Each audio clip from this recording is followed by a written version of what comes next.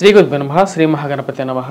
July 12 నుంచి August 25వ తారీఖు వరకు చంద్రమాను అనుసరించి గోచార రీత్యా గురువు కుజుడు యొక్క కలయిక అనేది జరగబోతుంది అన్నమాట. వృషభంలో గురువు కుజుడు యొక్క సంయోగం జరగబోతుంది. అంటే రెండు గ్రహాల యొక్క కలయిక రాబోయే 45 రోజులు, అంటే జూలై నుంచి 12వ తారీఖు నుంచి 45 రోజుల పాటు ఈ యొక్క కలయిక అనేది ఉంటుంది. ఇది ఎటువంటి ఫలితాన్ని ఇస్తుంది అనేది చూద్దాం.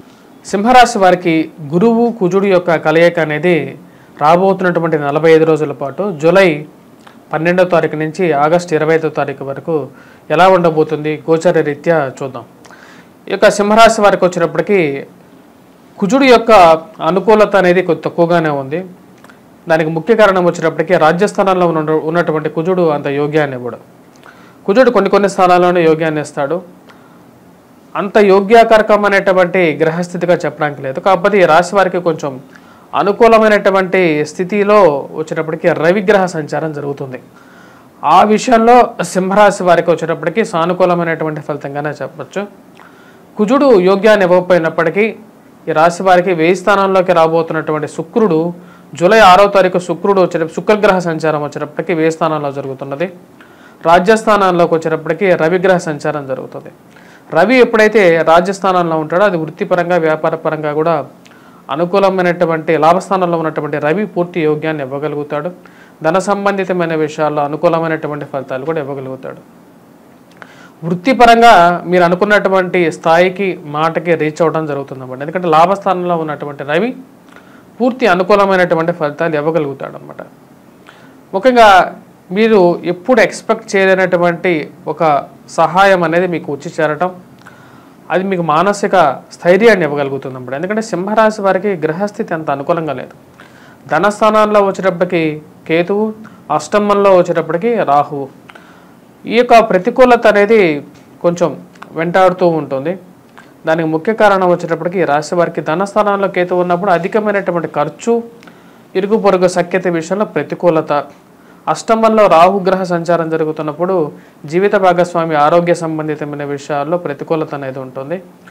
మరి అదేవిధంగా ఈ రాశి వారికి వచ్చేటప్పటికి మిగతా విషయాలు మనం గమనించినట్లయితే అష్టమంలో ఉన్నటువంటి ఈ యొక్క రాహు వచ్చేటప్పటికి ప్రతికూలంగా ఉన్నాడు. అదేవిధంగా కేతువు మనం గమనించినట్లయితే జీవిత భాగస్వామితోనూ అదేవిధంగా సంతాన సంబంధితమైన విషయాల్లోనూ ఈ యొక్క ప్రతికూలత అనేది కొనసాగుతుంది. ఆ విషయంలో జాగ్రత్తగా ఉండాలి. మరియు అదేవిధంగా ఇప్పుడు మారుతున్నటువంటి కుజుడు గురువుతో కలవబోతున్నాడు. జూలై 12వ తారీఖున వచ్చేటప్పటికి జూలై 12వ తారీఖు నుంచి ఆగస్టు 25వ తారీఖు వరకు గురువు కుజుడు కలిసినప్పుడు రాజ్యస్థానాల్లో ఉన్నప్పుడు అది కొంచెం ప్రతికూలంగా ఉంటుంది అన్నమాట. అంటే కుజుడు యోగ్యకారకుడు కాదు, కానీ మీకు జరిగేటువంటి బెనిఫిట్ ఎవరి వల్ల జరుగుతుంది అంటే రవి వల్ల జరుగుతుంది. నూతన ఉద్యోగ ప్రయత్న సంబంధితమైన విషయాల్లో అనుకూలంగా ఉంటుంది. అదేవిధంగా స్థిరచరాస్తి కొనుగోలు సంబంధితమైన విషయాల్లో జాగ్రత్త అనేది అవసరం. కొత్తగా ఏదైనా ఒక ఆస్తి కొనేటప్పుడు 1-2 సార్లు ఆలోచించండి. మోసపూరితమైనటువంటి మాటలను నమ్మద్దు. అసలు ఎందుకు వారు మనకు చెప్తున్నారు అనే విషయాన్ని 1-2 సార్లు గమనించండి. ఎందుకంటే ప్రపంచం అనేది ఒకేలాగా ఉండదు. మన చుట్టుపక్కల ఉన్నటువంటి వారు మంచి చెప్తున్నారంటే వాడు ఎందుకు మంచి చెప్తున్నాడు, చెడు చెప్తున్నాడు అంటే ఎందుకు చెడు చెప్తున్నాడు అనే విషయాన్ని గమనించి మనం ముందుకు వెళ్ళాలి.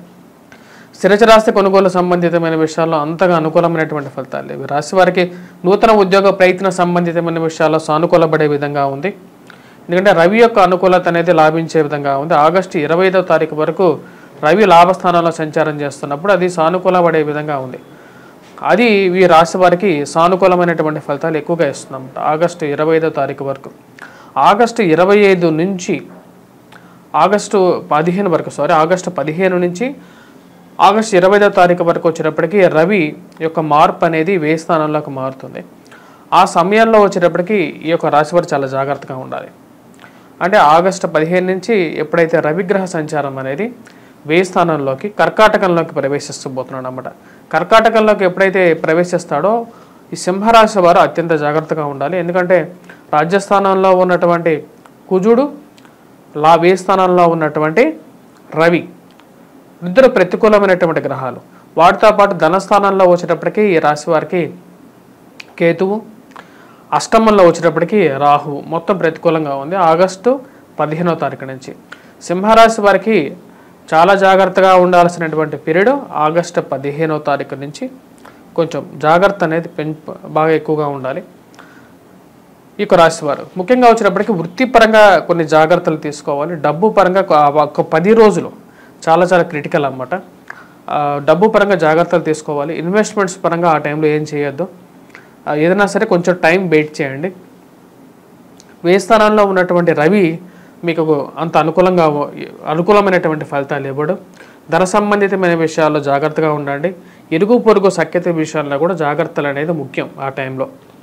వృత్తిపరంగా వ్యాపారపరంగా సానుకూలమైనటువంటి ఫలితాలు ఈ యొక్క ఆగస్టు 15వ తారీఖు వరకు ఈ రాశి వారికి ఉంటాయి. నూతన ఉద్యోగ ప్రయత్నాలతో పాటు ఎక్కడన్నా సరే మంచి అవకాశాలు పొందటానికి కూడా కొన్ని ప్రయత్నాలు చేయగలిగితే సానుకూలమైనటువంటి ఫలితాలు పొందడం అనేది జరుగుతుంది.